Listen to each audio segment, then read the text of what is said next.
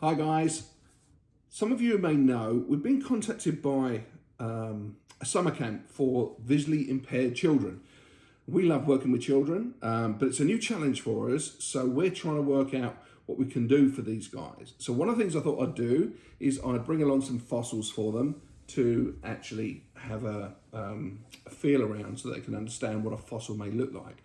So today I'm going to be wearing my blindfold. And I'm going to be going through what I want them to do so I can experience it for myself, so I can understand what they're feeling, and that will help me to know how to talk to them, what to talk to them about. So that's what we're going to do today. So let's have a look.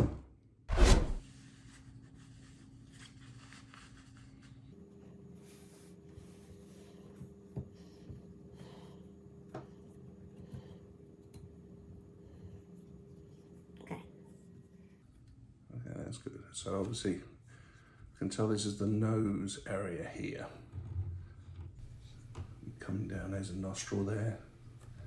Nostrils, and we're into the teeth, and the bottom jaw, hollow underneath.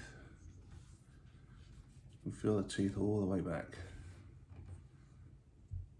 Yeah, the front teeth are definitely, okay, so that's interesting. I can feel the front teeth are definitely smaller than the side teeth. So that's something I can use. I can talk about that. The way that the teeth were smaller at the front than the sides and the reasoning behind that. So that's quite good. The jaw, talk about the strength of the jaw, that's quite good. I can feel the whole of the bottom jaw there. Let's move up to the top part now. So we've got the nose, the nostril here. Okay, and then we've got the artoris here, the hole here. Is unique to dinosaurs and birds, so that's a good point. I'm glad I could feel that, so I can come back from the nostril to the hole here, talk about how that's unique in dinosaurs and birds, the only creatures that have that in their skull. And then we come back to the eye holes here. I think that's the eye hole. Then we've got the brow. Where's the brow? Okay, so here's the brow here, coming over the eye hole, and then the back. One of the things I wanted to do as well is give the children an idea of what an Apatosaurus is. So I thought I'd bring along some little plastic dinosaurs with a very heavy middle and a long neck. Had to have a long tail so it could help balance out like a scale, like a tipping scale. It's got a long neck, so it has a long tail to counterbalance the weight of the neck and the head, which would kind of make sense. All right, so that's kind of interesting. That's the little plastic dinosaur. Let's have a look now at the actual Apatosaurus vertebrae. First thing is, oh wow, I've got no idea of the shape of this thing.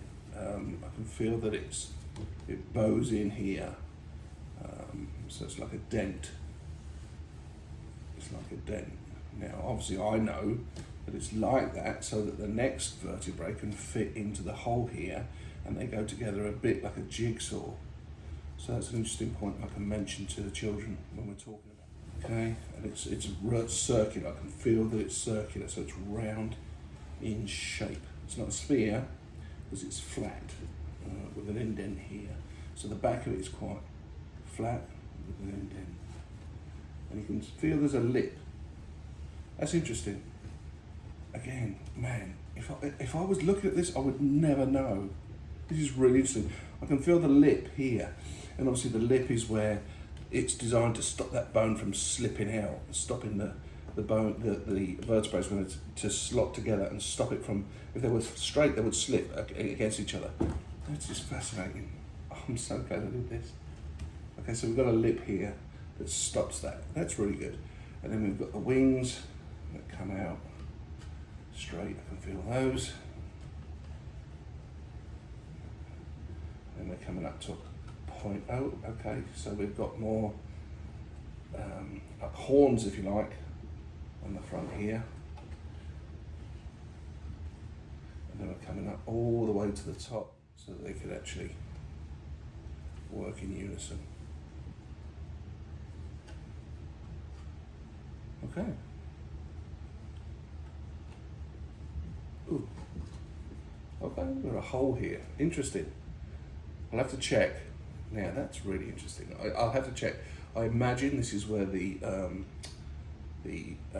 spinal cord would go, because it's quite well protected by bone, and obviously your spinal cord is the thing that helps you to move.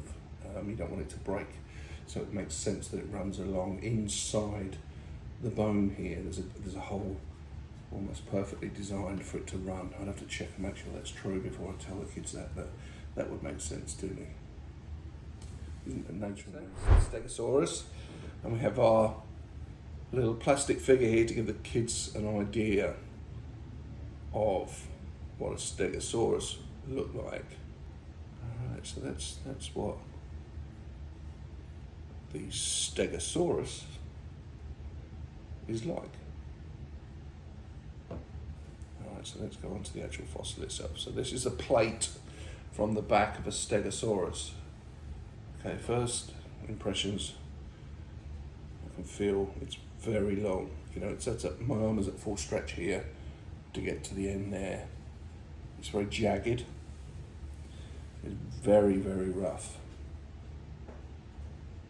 Coming up to the top. Okay, I can feel it's thinner at the top here than the bottom. The base is definitely thicker. So that's something I should be able to point out. And it comes up to, yeah, I can feel it comes up to a point at the very top there. Yeah. I'm trying to feel. So when I talk about this with people who can see, I point out the fact that there's little tracks on the fossil that we believe are where the blood vessels were. But I will say, I'm struggling to find, I mean, I can feel that it's not smooth, but I'm struggling to find a track which, oh, what we got here. Interesting. I don't know if that's just something in the fossil or if it's actually something I must take a look at that when I take my blindfold off. But like I say, I can't really feel any of the veins that you can physically see when you look at this thing. So, just gotta be able to find one somewhere. I can direct them to it. Okay, that might be something I've got to do when I start looking. Whew. All right, guys, well, thank you so much for your interest. It's been really fascinating for me.